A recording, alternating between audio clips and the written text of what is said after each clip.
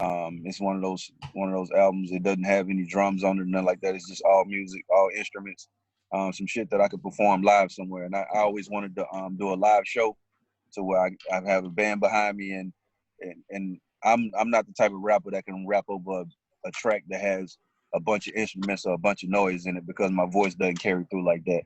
So I like to rap on more somber stuff, the stuff that you can hear me on. So I decided I was gonna do something with no drums, and it'll kind of force you to listen, because stuff like that kind of draw you in. And every song is every color is gonna represent an emotion or a mood, and it's gonna be a video shot to that same song, and that video is gonna have that color overlay. Like blue may be sad, and it may be a sad song about some shit, and it'll be like the color blue, and the whole video will have a blue overlay, and red might be passion or some shit like that. And it's just gonna be a whole little thing. I already got it kind of going, and I think it's gonna be some epic shit. It's gonna be something nobody ain't done before. Mm. Yeah, that's what's up. I'm gonna say, what happened to? I remember you had that one song. You was talking about. You said I'm on the Uncle Phil shit. That one song I always say, I like, yeah. Like Backpage, you fucked up. That song. that was my song. I think we threw that on the mixtape. Yeah, that's that Fire We Make freestyle. That's my shit right there. I think we threw that on the mixtape. Yeah, see, that's more my vibe. That's kind of music I like to make. If you hear anything kind of outside of that, it's kind of just like I'm just appeasing the people. Sometimes I'll make music for them, and sometimes I'll make song for me. But this next project is gonna be about me and for me, and it's just like if people choose to enjoy it, that's cool. I just feel like I'm at an age right now where I ain't got time to be chasing trends and shit. It's almost like I'm a creator lane versus trying to follow one. And that's always been my thing, is trying to have my own sound. I still feel like there's nobody that sounds like me. Mm. How long you been? What year you said you started though? Oh shit, man! I started way back. I started rapping. My first album dropped in 1997. Damn. Yeah, my first project dropped in 97. So how many projects you dropped? Since then, I probably got 8-9 projects. I'm actually about to later today. I'm supposed to be uploading all my old projects, because when I started rocking with Rick Ross Music Group, I pulled all my old stuff from off the internet. I was gonna kind of go back and remaster everything, revamp everything. But since I'm not with them no more, that was the worst thing I could have done, was pull my old stuff down, because those were my timestamps to kind of show relevance and how long I've been doing it. Right. But now I got to kind of update it and put it back up and kind of figure out a way to archive it to where people know what era it came from and what time it came from. But I'm probably going to be uploading like 8 or 9 projects from the past up before I drop the new one. Man, you talking about you was a Freeway Ricky Ross? Or you talking about Maybach music? Yeah. Nah, Freeway Ricky Ross. And that's funny because when I got that deal, it show you how like specific prayer is, right? I was like, damn, if I were to sign to a rapper, only rapper I could probably see myself signing to, just because I like the way he move and the way he handles artists, it would be Rick Ross. So it was like, that was a prayer that I sent up. I was just like, I'm gonna be signed to Ross before the end of this year. You feel what I'm saying? And 2 months later, I got a call from the guy. He's like, hey man, Ross heard your stuff. He want to check you out. You know what I'm saying? He think about signing you. So I'm like, cool. And then we go on throughout the conversation. I'm like, well, where I need to be? And he was like, LA. I was like, LA? He's like, yeah, Freeway Rick Ross. I was like, oh shit. Which was cool though. It was a good opportunity, but that just show you how specific prayer is. You ask for something, you got to be direct. Or you got what you asked for, though.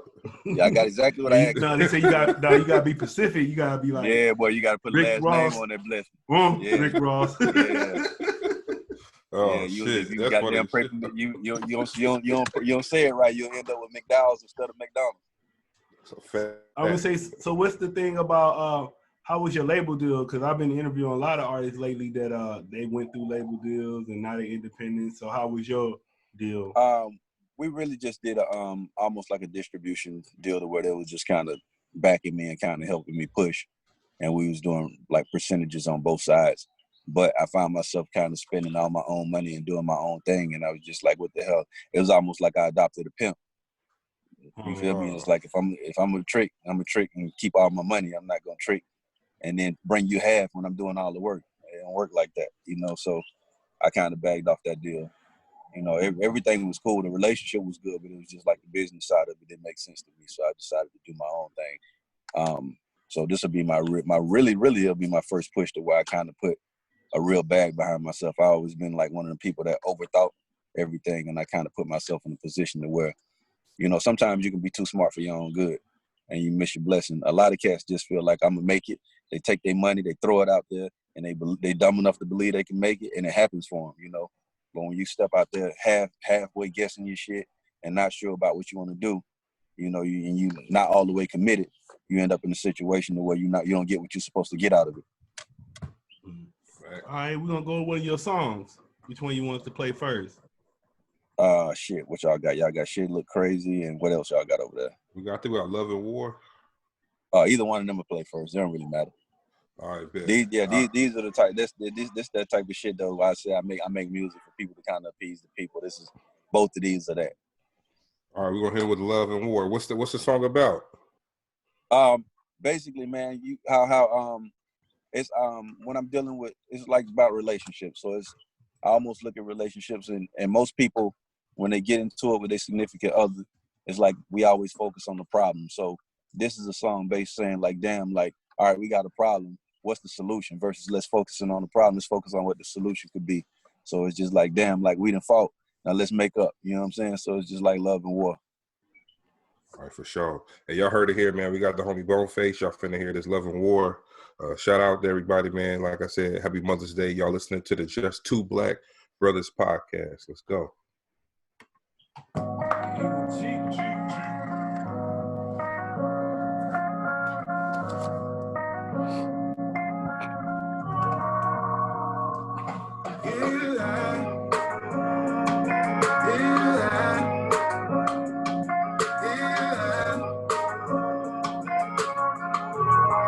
Ooh, we done made war, and we made love now. We done made war, and we made love now. You got to know, baby, I don't really want to smoke with you. I just want to smoke with you and feel something dope with you. We done made war, and we made love now. We done made war, and we made love now. Tell me I can keep it real, babe. I'm tired of feeling how this feel, babe. We used to be so dope together, blow smoke together. Boiling water feel like we don't go together. Who can we blame for this? Tell me what is the name for this? Cause it can't be love. I know love, it don't feel like this. I know love, it don't look like this. We done made war, but can we make love now? See, we done made war, can we make love now? You got to know, baby, I don't really want to smoke with you. I just want to smoke with you and feel something dope with you. But we done made war, can we make love now? Said we done made war, but can we make love now? You got your side of the bed now. It won't be long for we in different rooms. We used to fucking wake the neighbors up, but now they waking to a different tune. Can you tell me what happened to us, baby? How it all just changed, the shit crazy. And it can't be love. I know love, it don't feel like this. I know love, it don't look like this. We done made war, but can we make love now? We done made war, but can we make love now? You got to know, baby, I don't really want to smoke with you. Yeah, I just want to smoke with you and feel something dope with you. We done made war.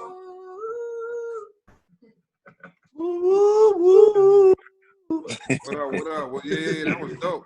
Hey, that was Appreciate dope, though. Yeah. Appreciate it. Hey, I always say this about people, man. Like, people don't look at this part of the game, but like, you got to have a sound to go with your content. You know, like a lot of people just, you got like that song just sound good because of the voice and everything, the beat. A lot of people don't understand that part about the game, I guess. Like that voice that just make you, no matter what you're talking about sometimes. Word, true. That's I think true. that go like Rick Ross sometimes. You be like, shit, Rick Ross, sometimes you be like, what are you talking about? You don't care. You just Right. That gravel voice going and you like, okay, that shit hard. But yeah, I like that. Yeah, that's why a lot of artists get away with making anything, like you said, because music is a feeling. I think people forget about that. You know, it's like lyrics are cool and having something to say is cool, but it's like it's still a feeling. And I think that's something that the South kind of understood since the beginning, is that it was a feeling. It wasn't just words on a track. You know what I'm saying? It all had to come together and had to feel like something. For sure. And what's the day in the life for you right now? Man, I'm a homebody, bro. I sit at home, I smoke my weed, and I kick shit. You feel me? When I ain't tattooing, I'm just chilling because I'm used to traveling so much, bro. So I've been like moving around since I was young. So now anytime chance I get to sit down, I do it. You know. So this whole quarantine shit has been like heaven for me. You know. So it gives me a lot of time to like kind of focus on other stuff. But right now I'm just sitting around the crib, just putting together different business ideas and just figuring out like how I can capitalize off of everything that's going on right now. You know, you still on that on the show? I never seen I don't watch TV like that. I don't need it, bro. Yeah, that's why I didn't even know about it. But are you still on it or? No, it's I did 3 seasons of it. I did season 8, season 9, and then I did a show called Grudge Match that they did that was a spinoff. But that was the last time I did TV. After that, well, since then, I've developed a wireless battery for tattooing. So it was the first wireless battery for tattooing, and that was something I worked on with a partner of mine, and that ended up taking off. So that kind of gave me, like, that put my stamp on the tattoo industry. Like, that's something that'll never be forgotten. Like, I was the first company. I created the first company to come out with a wireless tattoo machine battery. Oh, and they're gonna be lit in the jails. They're gonna be lit in the jails with that. That's what we made it for. That's what we made it for. Huh? This shit's super crazy, bro. Like I Yeah, literally, it took tattoo artists from traveling with a suitcase to just traveling with a little handbag. You know what I'm saying? Yeah. So it's it was major, bro. It was heavy, and so I'm doing that right now, and then I got a couple other things I'm working on. And I was gonna say, is that like the show? Is it kind of like reality TV too, or is it just like straight up real competition? No, it's 100% reality TV with a sprinkle of competition. Oh, okay. But it's more of a competition show than I will say that it's tasteful reality. It's not the bullshit. You know what I'm saying? It's respected reality TV. Well, But they throwing no drinks on each other? Nah. They're not doing that. It's real tattoo competition, but the drama of the show is really the highlight of any reality show. Is gonna be the drama. Yeah. So it's drama. It's heavy drama, but it ain't wild shit.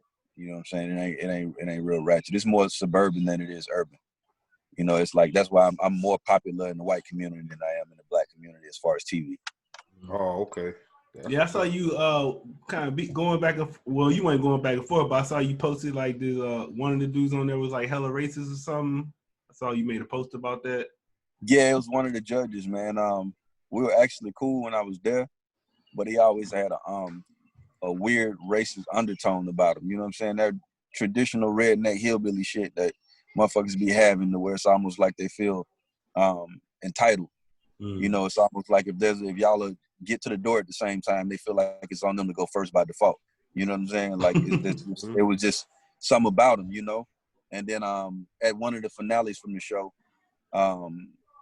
this was around the time Kaepernick was kneeling, and there were a bunch of black artists on the show, and we all decided that when they played the national anthem, I feel like they were being messy anyway by even having the national anthem, because never in the history of the finale had they ever played the national anthem. Yeah, what was the point of that? Yeah, tattoo right. event. So they playing the national anthem at the beginning of the show, and they filming it live. So when we going through dress rehearsal and shit, and walk through and sound check, I'm like, bro, we ain't standing for that shit. You feel me? Like we gonna take a knee, and it was just like, oh no, y'all gonna stand. I said, oh no, we gonna take a knee. And they said, all right, well, whatever y'all do it when this time come, or whatever. Whenever they do it, they was just giving us our cue. So we got there that night, and as planned, everybody, all the white artists, just decided they were gonna join in too. So come time they sing the national anthem, we take our knee, and everybody take a knee, and it's powerful. You feel what I'm saying? So it was just basically showing unity. You know what I'm saying? It wasn't a thing where it was us against them. It was just like, shit, we all against the bullshit. You know? So after we do that, they cut back to run it back again, because the intro is the only thing that's not filmed live, and that's the intro to the show. So before they run it back again, he comes on stage in front of the mic and says, "Whoever fucking doesn't stand and takes a knee during our national anthem is a coward." And I mean that. And then he goes back to his fucking table at the judging table. So we really, it's like right now I'm in a tough spot because I want to smash on his ass on live TV, but it's just like I got so much respect for the director that I'm just like, you know what, I ain't gonna fuck her show up on some person, you know what I'm saying, trying to like with my pride and just allowing him to make me fuck these people show up. So I didn't do it. But afterwards, like I had words with him, you know what I'm saying, and he kind of like he went in the shell. But long story short, all of that led up to why he had a case with a chick that was going after him for sexual harassment, and they really were one of his partners for sexual harassment, and he was defending his partner. So she came back with the photos like, yeah, you ain't got no room to be defending nobody. And she sent me the photos like, hey, check this out. And it was him fucking Halloween, putting on black makeup, whole body, like doing blackface. He dressed up in a cape with the fucking N on his chest, like a Superman symbol with an N on his chest. He got the missing tooth, the afro, some real like, you know, feel me? Some real like, that shit was crazy. You know what I'm saying? Some real live racist, like blackface shit. And then she sent me more pictures. So it's him on several occasions at his parties with his white homies in blackface. So I posted them bitches and I tagged the network in them, and it caught fire, and that shit went viral, and everybody else went to posting it, and they eventually fired him before the new season aired. So I don't even think they're gonna have a show again. So how you feel about that? Did that happen? You feel like you made a change? I feel like it was definitely. I feel like my thing is like, I feel like you have the right to be whatever the fuck you're gonna be. If you're gonna be a racist, that's fine, be a racist. But let's not act like you're not. You feel what I'm saying? Let's not pick your spots and try to, you want to not be racist here and then you want to be racist there. Nah, be consistent.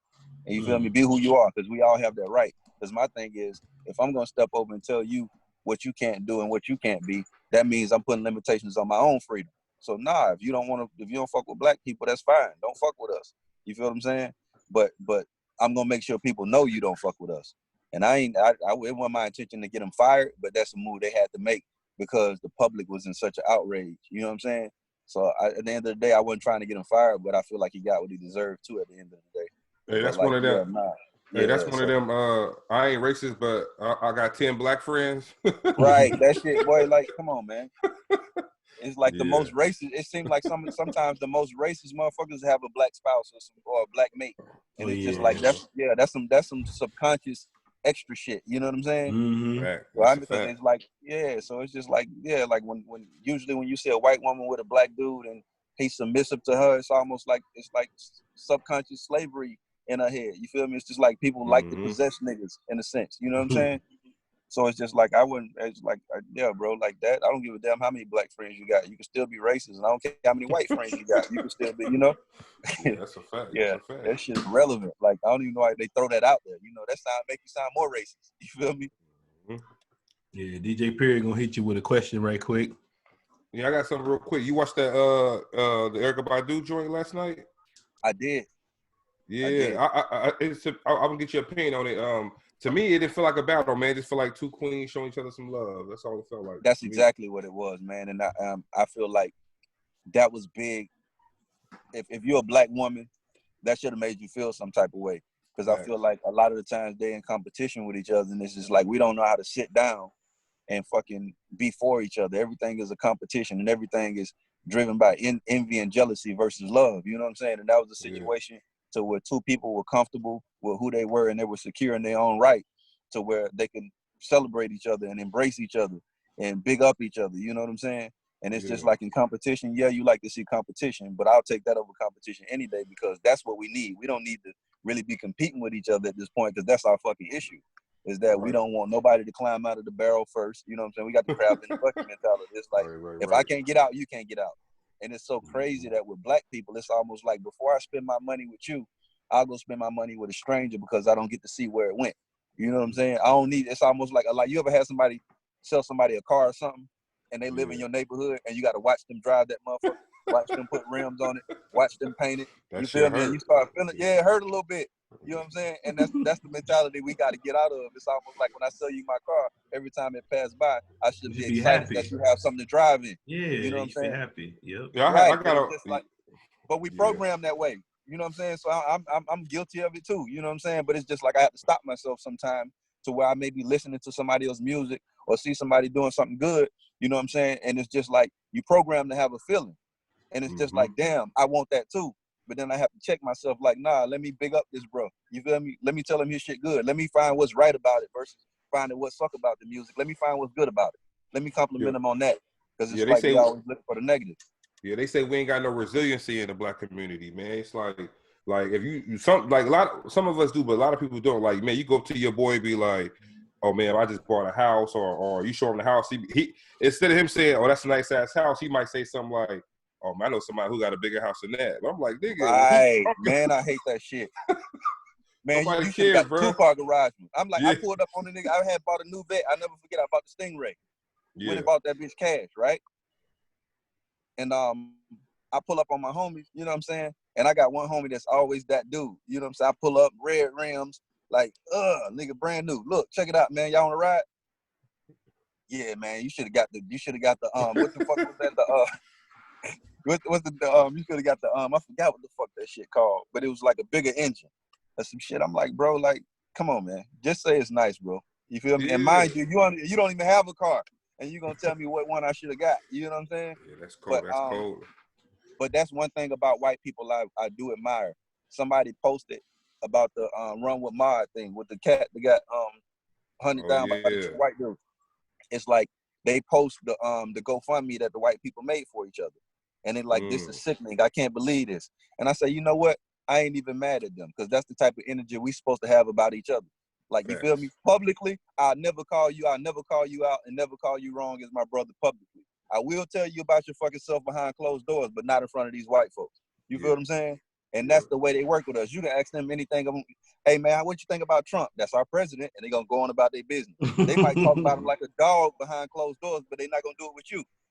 Yeah. And it's like, we got to learn how it should be that way. Yeah, stick to the code. Shit. Man, 100%, bro. Imagine your little brother getting in the fight, and you pull up, you feel me? He getting his ass whooped, and you pull up, and you like, and the question you asking instead of hopping in is, why y'all jumping on him? I'm hopping in. We gonna scrap, and when I get back to the house, I'm gonna ask him like, bro, what the hell you do to them folks? Yeah. But I'm not gonna be out there asking him that in front of y'all. Yeah, no. They say that say you're supposed to do stuff like that at work too. Like, if the boss tell you to do something, but you feel like he keep messing with you, just do it. And then when you catch him, catch him behind closed doors, like, yo, what's up, man? You look like you keep making me do the same shit. Like, you don't want to just mess yourself up in front of everybody else by what they say. I'm a spaz on the boss because don't do that in front of nobody, man. Wait till you get him he in his office by himself. Y'all go in there and talk about it. Because if you, like they say, if you spaz on him in front of everybody else, you just mess up any little thing you might have had going forward for yourself. Because everybody looking at you like the crazy black man at the job. Absolutely, bro. Absolutely. I think I'm a dark alley killer. I'm the dude that, like, if you disrespect me, it's like I don't need to show out. I don't need nobody to be around. You feel me? If you disrespect me on the dark alley, we're gonna handle it on that dark alley. You feel what I'm saying? I don't give a damn who know about it, But we the type, it's like most cats is like, if they catch a body, somebody gotta know. Facts. You feel me? If somebody go off on you, somebody gotta hear it. You know what I'm saying? Yep. And that's pride now. It ain't really even about the situation. That's your pride. If you sleep with if you hit your homeboy girlfriend, you gotta say something about that shit to somebody, nigga. Yeah, like, come on, man. I know, right? Hey, why you gotta tell somebody you hit that, man? Come on, man. But they gotta do it. It's just everything for strikes, man. Yeah, everything for strikes. And I just learned to do shit for me. But yeah, I usually ask everybody to come on the show. If you could sit down with anybody in history, man, dead or alive, who would you want to sit down with? What would you want to talk to them about? Right off the top, I gotta say Malcolm X. Malcolm X. And I say that because I used to always tell myself that I don't want to die choking on a pretzel or die in a car accident. I don't want to die no weak ass death. You feel me? I don't want to die in vain. I want to do something so grand that they gotta assassinate me. You feel what I'm saying? And I want to do, and I want to live far beyond my years. And it's just like, our kids know who that is. your kids, our grandkids gonna know who that is. You know what I'm saying? So it's just like he was such a monumental figure for us, and we've strayed so far away from who he was and what he stood for. That's why we getting hunted down. But if we had more Malcolm X right now, they wouldn't fuck with us. Because the thing about a bully is he don't want to fight somebody that's gonna fight back, even if he can whoop you. You know what I'm saying? So the thing about it, they shooting us down because we ain't fight back. We don't fight back. Hey, that's crazy. We more evolved than they was at that time, but we more like weaker. We kind of Giant weaker on the leash, bro. Yeah. Giants on the leash. It's almost like you walking that big ass pit bull. You feel me? And if he pee on the wrong tree or do something, you'll knock the shit out of him, and he'll whimper away, not knowing that he's a killing machine. Facts. You know, that's what kind of brainwash we are. But it's like that shit don't work on them because they willing to risk. They're willing to risk everything to be treated right. We ain't willing to do that, and we think it's because we black. Nah, it's because we weak. Yeah, they gonna always hate us because we black, regardless. You feel me? That ain't gonna change. But it's like you like I can't change the way you see me, but I can definitely change the way you treat me. Right. So same thing with the jogger, man. Like they knew, like, bruh, you jump out the car. This is my thing with all the police brutality shit. Real quick, I don't want to take too much time on it, but like, I don't know no black person that wake up in the morning that say, "Damn, I can't wait to kill a cop. I can't wait for a cop to pull me over so I can shoot him." So all that shit they be saying, like, "Oh man, I was in fear." If you really knew how black people, like you said, most black people are weak and mentally, they ain't finna even think twice about. Man, they ain't finna think twice about killing no motherfucking cop when they pull them over. Like look, a black man, this is real shit. If, in the hood, a black person will fuck with you first before they fuck with a white person. Absolutely. That's a fact. Absolutely. And that's all over the world. Even when you go to these islands, it's like these people, I'm in the Bahamas, and I went to the trenches of the Bahamas just because I wanted to go there. I'm like, I'm a tourist, but I don't want to be on the tourist side. So I ran into one of the dudes that was renting the fucking mopeds, and he took me through the trenches. And he was just like, bro, if you tell somebody you've been here, they're gonna tell you lying, because they don't let nobody in there. He's like, rappers, nobody come in here. It was like fucking the day. It was like training day riding with Denzel Washington, riding with this man, bro. Like, you feel me? It was that real. But then I was talking to him, and he was like, I'm like, bro, like, how do the tourists survive? And he was like, they off limits. It's just like we program not to fuck with them. It's like, you know, like they're off limits. He was like, they bring the money, and we look at them a certain type of way so they could like low key stroll through, and ain't nobody gonna touch them. Yep. And I was just like, that's crazy. But they killing each other like left and right over nothing. Wow. Cigarettes.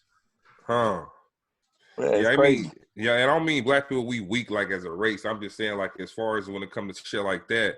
Like I made a joke about the shit. I said, man, with the jogger shit, the white people probably calling Michael Jordan right now. Hey, we need you to put out another sneaker right now, ASAP. Calm these niggas down. Calm these niggas down. Issue. Put a sneaker out right quick. The niggas gonna line up for that shit. They gonna forget about what we did.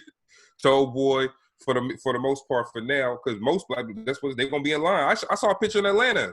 They had the shit wrapped around the fucking It's crazy. But we won't line up for nothing else like that though. That's what's crazy. Facts. Man, that shit crazy, man. Bro.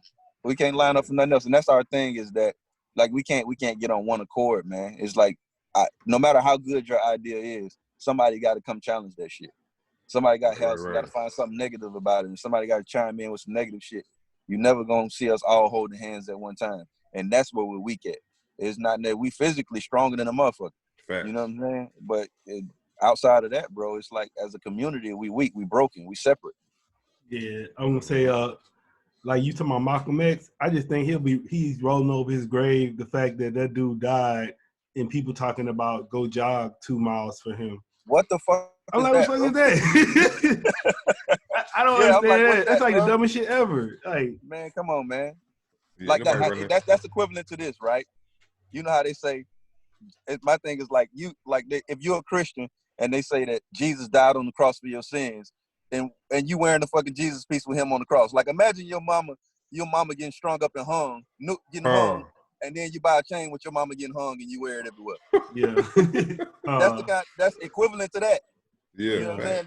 That's the type of time we on, bro. I'm just like, bro, like we are our, like they say, we are the brand ambassadors for our own murderers. You feel me? We die and something happens and we make somebody else rich. Trayvon Martin get killed, Skittles stock go through the roof. You feel me? Kmart go through the roof with the hoodies. Arizona Iced Tea go through the roof. And it's just like we benefited nothing from that. That one dude with the cigarette prices went up. You feel me? The one dude Yeah, Newport got rich. Yeah. You feel me? Like, come on, man, it's crazy, bro. We so counterproductive, and people love to say that if you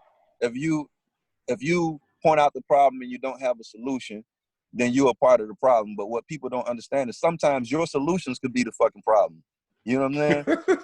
So, yeah, so like, yeah, bro. So sometimes we just need to fucking sit still and think about what we gonna do and what the next play gonna be versus just going out doing some shit. Just like during the corona, I'm like, why the fuck all the toilet paper gone? The vitamins there, the water there. Yeah. I'm like, what the fuck, y'all gonna wipe y'all ass through the pandemic?